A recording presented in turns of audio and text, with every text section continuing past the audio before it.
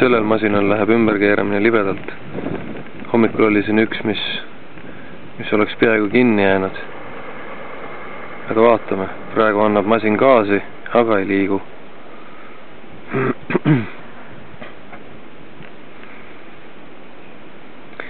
Öösel tuli hästi kõvasti vihma, nii et ma kujutan ette, et see põld on korralikult veest läbi imbunud.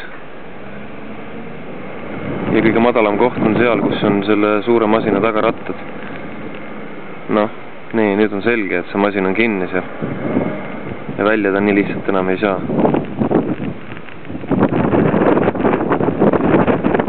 Kas peaks helistama nendele meestele ja ütlema, et lasku neil tagurpidi sisse sõita. Aga ega nad ei õpi ka enne. Kes see viitsib aega raisata. Lihtsam on ju muda üles pritsida ja kraavis istuda ja lasta metsa välja veel traktoril ennast välja tõmmata. Naljamehed. See oli truuperi saba, mis siin korraks ees käis. Ta istub siin minu kõrval ja isegi ei karda. No nii. Tsirkus Nahkõnõjal on jälle lahti käinud. Pean vist hakkama pileteid müüma. Ja üks hea eritee on veel.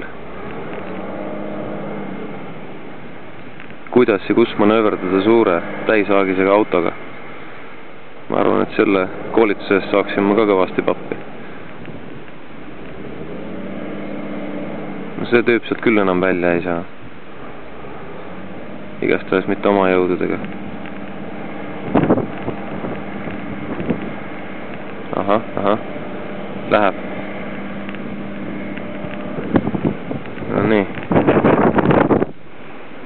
Lase aga esirattad sinna teisele poole kraavi, siis oled teistpidi sees.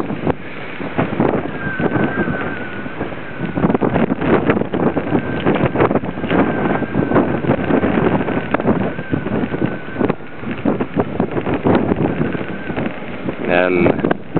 See tee on ümbritsevast maapinnast oluliselt kõrgem. Need teeservad on hästi järsud. Põhimõtteliselt, kui tee pealt maha sõita, pole seal mitte midagi muud kui sulaselge muld.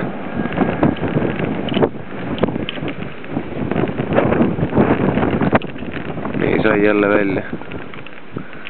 Sellel masinal visti veab.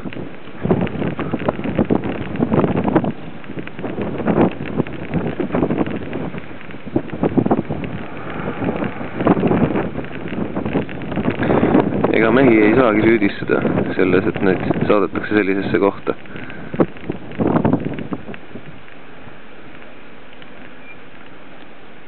Puitu vedama.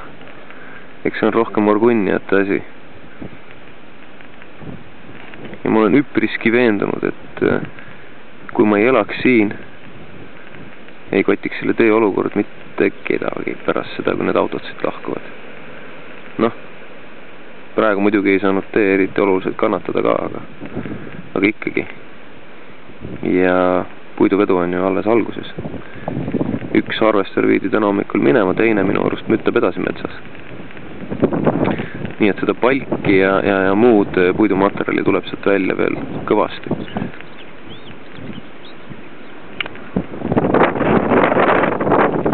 See läks korraks kõik. Side lõpp.